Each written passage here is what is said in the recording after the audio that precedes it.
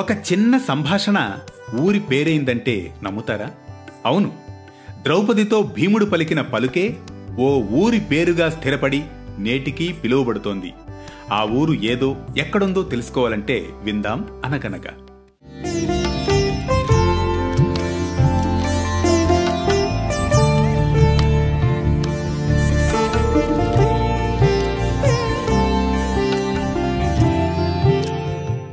అనగనగా అది మహాభారత కాలంలోని రోజులవి.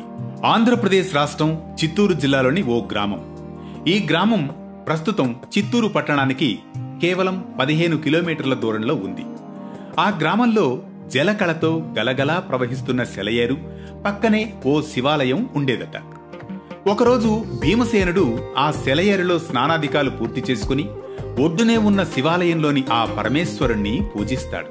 పూజానంతరం సమీపంలోని చెట్టులో దివ్యంగా విరిసిన ఓ పువ్వును చూసి ఆకర్షితుడై ద్రౌపదీదేవికి ఇవ్వాలని భావిస్తాడు.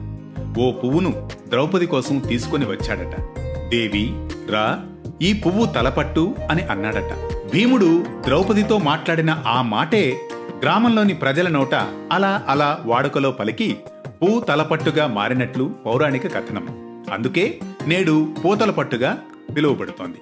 అందుకే అక్కడి శివాలయంలో భీముడు అర్చించినందుకు ప్రతీకగా ఈ శివాలయాన్ని కూడా భీమేశ్వర స్వామిగా ఈ ప్రాంతవాసులు వ్యవహరించడం ఈ దృష్టాంతానికి మరింత ఆధారమై నిలుస్తోంది.